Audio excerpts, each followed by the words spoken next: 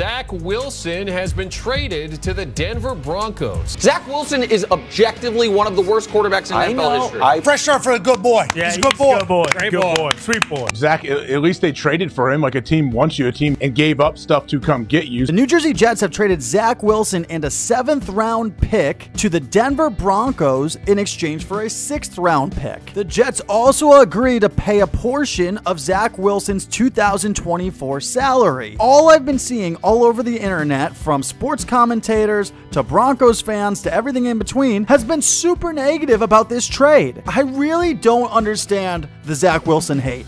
I know that Mike Greenberg said that Zach Wilson doesn't really belong in the NFL, but Greeny also said that Josh Allen should have been considered for MVP last year, despite the fact that Josh Allen can't get through a single football game without throwing an interception. So what does Greeny really know? There are so many things that clearly went into this trade and made the trade highly logical. So logical, in fact, that a certain fortune teller on YouTube predicted this would happen 2 months ago. Don't get me wrong, I don't think that Zach Wilson to the Broncos is the worst thing. Actually, I think it might be a good idea. If the Broncos are going to move on from Russell Wilson, they need someone cheap like Zach Wilson, who's still on his rookie contract. Zach Wilson, on the other hand, has a much smaller market, meaning it's going to cost a lot less to trade for him. And look, if you're Denver, who just lost big on the high risk, high reward move to go get Russell Wilson, where they gave up all of those draft picks, they gave up all of those players, they gave up all of that money just to get him,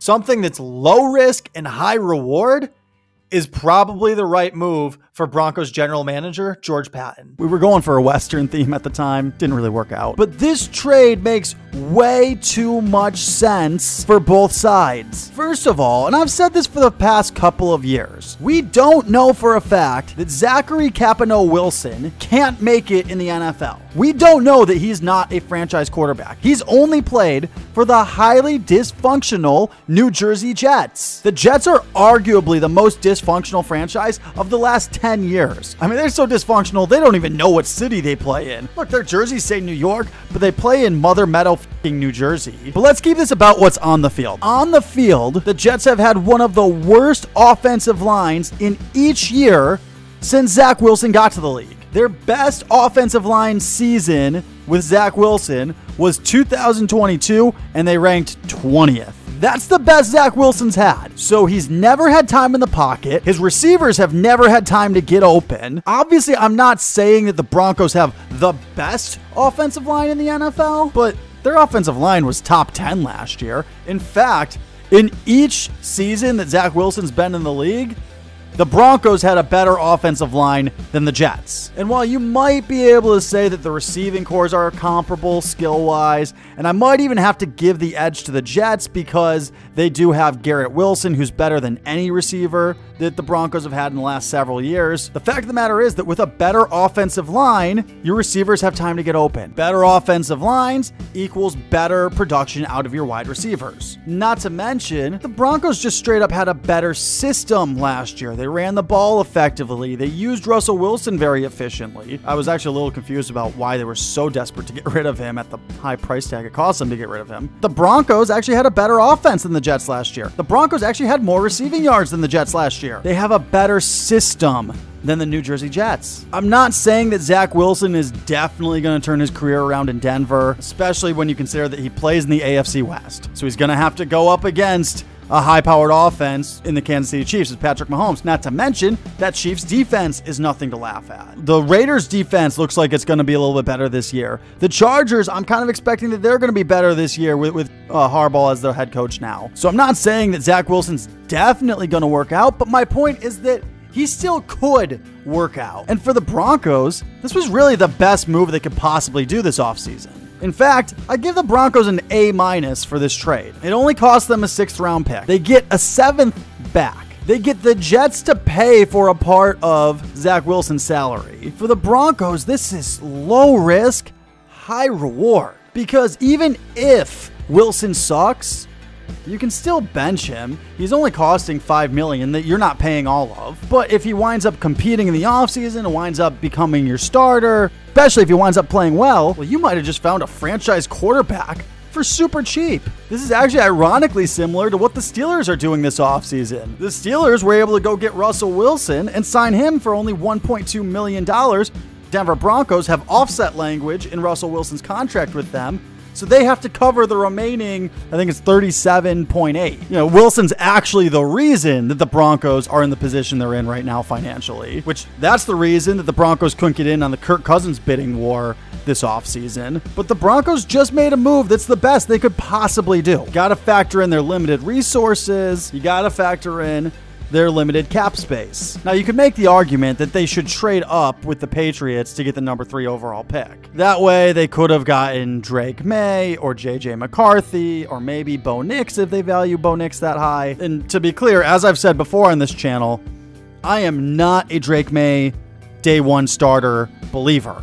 I don't believe that Drake May is going to succeed if you make him a day one starter. But I watch ESPN, I watch Fox Sports, I watch these things. I know that everyone else is valuing Drake May really highly. They think that he could be really successful right away. I don't get it. That's a whole other video. For argument's sake, let's say the Broncos disagree with me and they do value Drake May as a day one starter. It's hard to picture how they would trade up to get to the number 3 overall pick. They don't even have a second round pick this year to leverage, which, by the way, that might also factor into this Zach Wilson trade. Now that you don't have to go quarterback in the first round, maybe the Broncos just decide, you know what, we're going to trade back and we're going to get a second round pick. And now we're going to start building a few picks from that. I mean, after all, the Broncos are picking 12th. Whatever quarterbacks are remaining at number 12 are quarterbacks that the other QB needy teams didn't want. The Bears, the Commanders, the Patriots, probably all going quarterback. And then the Giants, the Jets, and the Vikings could easily see all 3 of those teams going quarterback. So the top 6 QBs might be gone by the time you're picking at number 12. And even if the top 6 QBs aren't all gone, if one of those teams decides not to go quarterback, the Jets might not go quarterback because they don't need one this year, but it might be smart for them to go quarterback for the future. You might get the 6th best prospect, but if you're looking at that 6th best prospect and you're going, I don't quite value them as highly as I value Zach Wilson. I don't think they're more likely to come to Denver and be successful right away. I don't think they're more likely to do that than Zach Wilson. Then you might as well just flip a 6th over to New Jersey, get Wilson in the building, and you can stick and pick at number 12. You can trade back at number 12, but you don't have to go quarterback anymore. Now, for the Jets, I give this trade a B+. They've been trying to shed Zach Wilson for a while now. They finally managed to do it in a way that makes sense. I can't give them an A because they did give up more than they got in this trade. They also agreed to pay for a part of Zach Wilson's salary, which I never really view that as a win. But it's also far from a loss if you think that your team is better now because Zach Wilson is gone. He's out of the building. He's not going to be a distraction for anybody. There's not going to be any, hey, if Aaron Rodgers gets off to a slow start, there's going to be no question about, hey, do we go with Zach, do we not? If Aaron Rodgers gets injured again, there's not going to be any fans being upset that, okay, we're just repeating last season. We got Zach Wilson in there again. Like, you wanted Zach Wilson gone because you feel like your organization's better off without him. That's fine. Look, let's face it. Zach Wilson has not worked out for the New Jersey Jets for whatever reason. The reasons I just explained, offensive line, I think that factors in. Offensive coordinator, I think that factors in. Wide receiver talent, I think that factors in.